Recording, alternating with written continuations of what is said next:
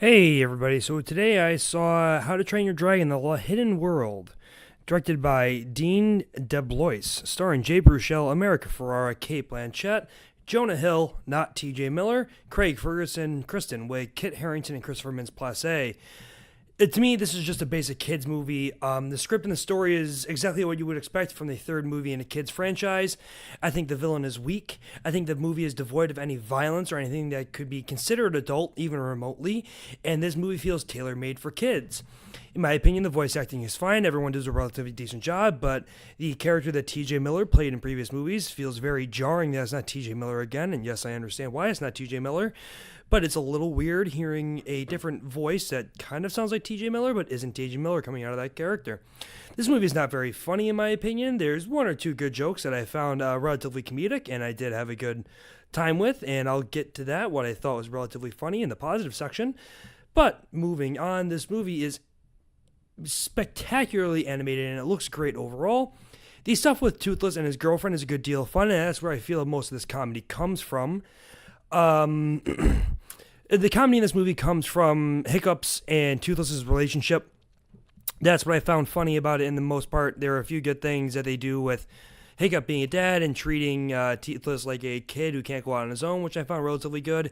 Stuff with Toothless trying to court his girlfriend I found relatively fun. This movie still has a great score compared to the first one, where it's just kind of carried over, but it still sounds very well, and it's very well scored, and it sounds great. The designs for the dragons are no less than spectacular. Everyone looks a little bit different, and everyone has their own specific style to them that I think works very well. At the beginning of the movie, DreamWorks has a new production logo, which, if you're a movie connoisseur like I am, you know that the DreamWorks emblem is the kid fishing on the moon, but he drops the fish hook into the water. You see the little ripple, and then it pans up to the moon. Now all of a sudden it's painted clouds, and then opens up to the moon and a kid sitting on the moon fishing. And I don't like it at all. It feels very weird.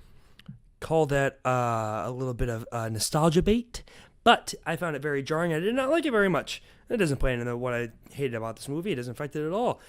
Lastly, I think the emotional scenes that are in this movie work very well. They don't feel forced. I'm not the biggest fan of the other two movies. I'm not a big fan of the TV show, so maybe it didn't hit me as hard as some kids would that love this series and love the other movies. But they work. They're not great. They're fine. But they do have a good send-off for all the characters that are involved. But overall, I found this movie a little lackluster and devoid of a lot of fun. But I'm going to still give it a 6.1 out of 10. It's not a bad movie. It looks great. It sounds great. Everything's in focus. Well, it's an animated movie, so it's not in focus, but you know what I mean.